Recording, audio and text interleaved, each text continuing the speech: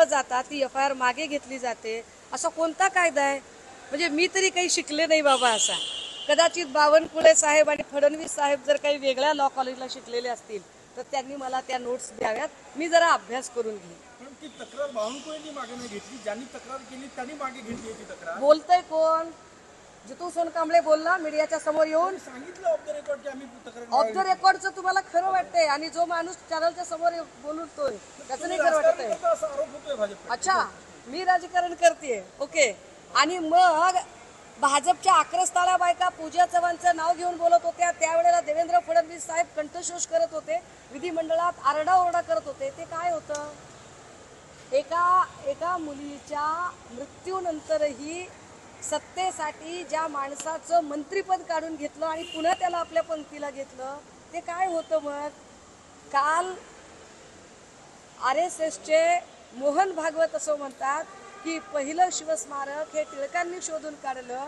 टिळक आणि क्रांतीबा ज्योतिबा फुले हे दोघेही महापुरुष आहेत आणि दोघेही आपापल्या ठिकाणी ग्रेट आहेत. याने शिवस्मारक शोधलं, त्याने शिवस्मारक शोधलं असं म्हणून कुठल्याही महापुरुषांची उंची कमी होत नाही. तरी सुद्धा जाणीवपूर्वक दोन महापुरुषांच्या अनुयायांमध्ये एक संघर्षाची परिस्थिती निर्माण करणं हे राजकारण नाही. त्यामुळे हा मानभावीपणा भाजपाने सोडून द्यावा आणि सरळ सरळ म्हणजे तू इधर उधर की बात मत कर, सीधे सीधे ये बता FIR में नाम क्यों नहीं. मॅडम, किरीट सोमय्यांनी काल नाही, किरीट सोमय्या म्हटले की भाजप नी मला पत्रकार परिषद 2019 सोडायला लावली कारण की उद्धव ठाकरेचा दबाव होता त्यावेळेस, त्याच्यामुळे मला पत्रकार परिषद. मला फार कौतुक वाटतं दादा, आपलं फारच कौतुक वाटतं.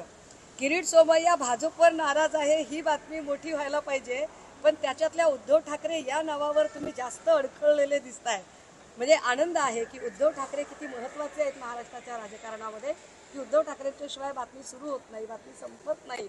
परंतु ज्याची जशी लायकी असते त्याच्यानुसार वागवलं जातं. मला असं वाटतं भाजपाने आत्ता त्यांना बाजूला ठेवून तीच गोष्ट अधोरेखित केली आहे, सिद्ध केली आहे की तेव्हा जर हे खरं असेल की उद्धव साहेबांनी त्यांना पत्रकार परिषदेच्या बाहेर थांबायला सांगितलं तर मला वाटतंय तो निर्णय भाजपला आत्ता पटत असेल की नाही, या माणसाला बाहेरच ठेवावं लागतं आणि त्या न्यायाने त्यांनी आत्ता किरीट सोमय्याला या संपूर्ण प्रक्रियेच्या बाहेर ठेवलं.